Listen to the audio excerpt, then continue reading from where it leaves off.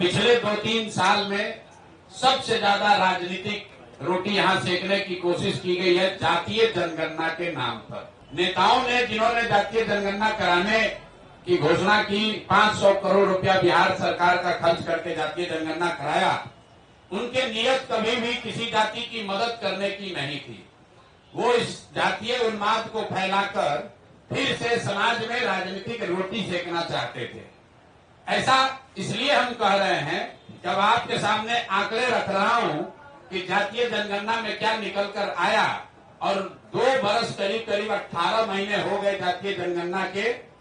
Report 2 अक्टूबर 2023 को प्रकाशित किया गया। 7 नवंबर 2023 को विधानसभा के पटल पर ये रिपोर्ट रखी गई और 22 नवंबर 2023 को नीतीश कुमार ने तब तेजस्वी यादव के साथ जो सरकार चला रहे थे, मिलकर जातीय जनगणना के आधार पर 5 बड़ी घोषणाएं की। अब उनकी हकीकत आप देख लीजिए।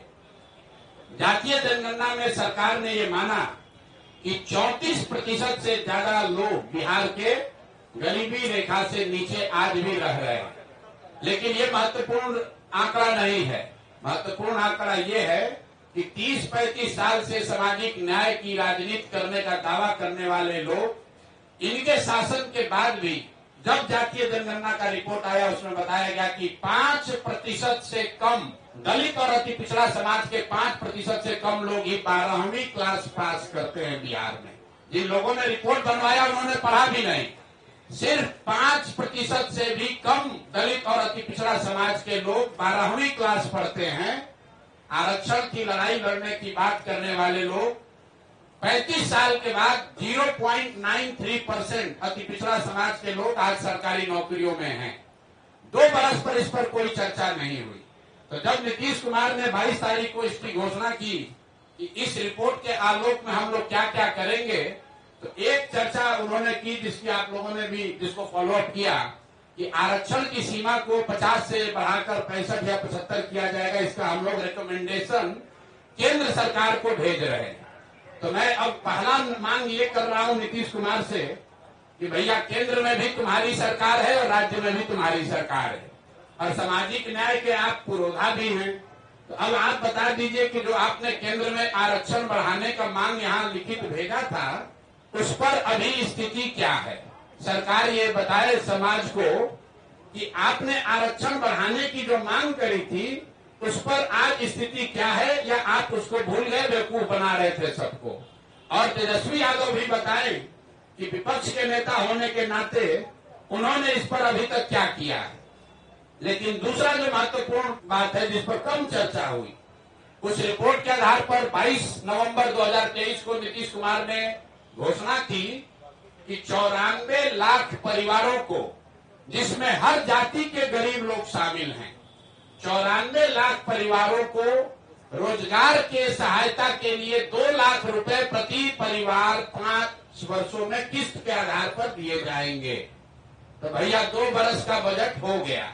हम इंतजार कर रहे थे, क्योंकि अगर पहले कहते तो ये लोग कहता कि अभी 5 बरस में कहें तब न होगा।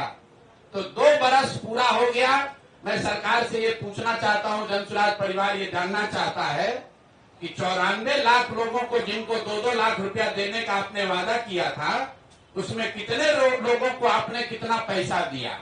और अगर नहीं दिया तो मान लीजिए कि जैसे आपके मोदी जी, आपके जिनके आप लाडले मुख्यमंत्री हैं, मोदी जी ने जैसे 15 लाख रुपया सबको देंगे का जुमला फेंका था, आप भी ये मानिए कि आपने भी ये बिहार के लोगों को जुमला दिया था कि 94 लाख परिवारों को, और इसमें सिर्फ किसी जाति विशेष के लोग नहीं हैं, विधानसभा के पटल पर। और आपको मैं कह रहा हूं, 22 नवंबर का नीतीश कुमार का ट्वीट देख लीजिए, उनके ऑफिशियल हैंडल से ये ट्वीट किया गया है कि 94 लाख गरीब परिवारों को 2 लाख रुपया की राशि दी जाएगी। अभी तक एक परिवार को 1 रुपया भी नहीं दिया गया है।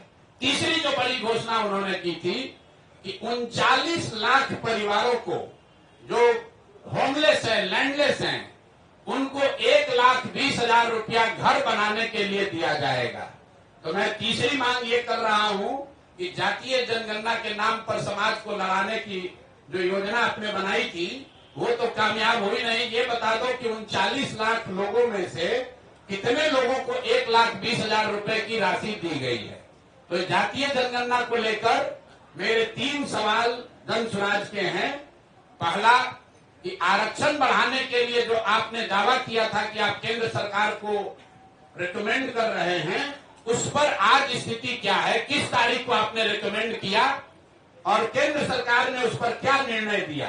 क्योंकि केंद्र में भी भाजपा और नीतीश की ही सरकार है, और अगर नहीं दिया तो प्रधानमंत्री अभी आ रहे 24 तारीख को, तो मधुबनी में प्रधानमंत्री को यह घोषणा करना चाहिए, जवाब देना चाहिए, क्योंकि जदयू के लोग भी भीड़ जुटाने में लगे हैं।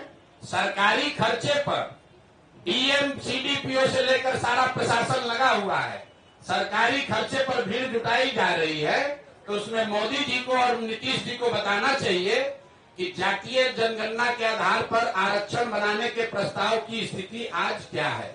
दूसरा, 94 लाख परिवारों को जो 2 लाख रुपए आपने देने की बात कही थी, उसकी स्थिति क्या है? हम लोग की जानकारी के हिसाब से, आप लोग भी पत्रकार है, अभी तक के बजट में, 2 बजट में इस योजना के तहत 1 रुपया का भी प्रावधान नहीं किया गया है। और तीसरी बात कि आपने 39 लाख जो होमलेस, लैंडलेस, खासकर दलित समाज के लोग थे, उनके लिए अभी तक 1,20,000 रुपया जो जारी करने के लिए कहा था, उसमें कितना पैसा जारी किया? तो जन स्वराज परिवार 3 मांग रख रहा है कि जातीय जनगणना के आधार पर, उसके नाम पर राजनीति करके समाज को बांटने लड़ाने वाले ये सरकार, उस पर व्हाइट पेपर जारी करो और 1 महीना में बताओ कि आरक्षण पर क्या हुआ। दूसरा, 94 लाख परिवारों को किस दिन 2 लाख रुपया दोगे, और 39 लाख होमलेस परिवारों को 1,20,000 रुपया कब दिया जाएगा?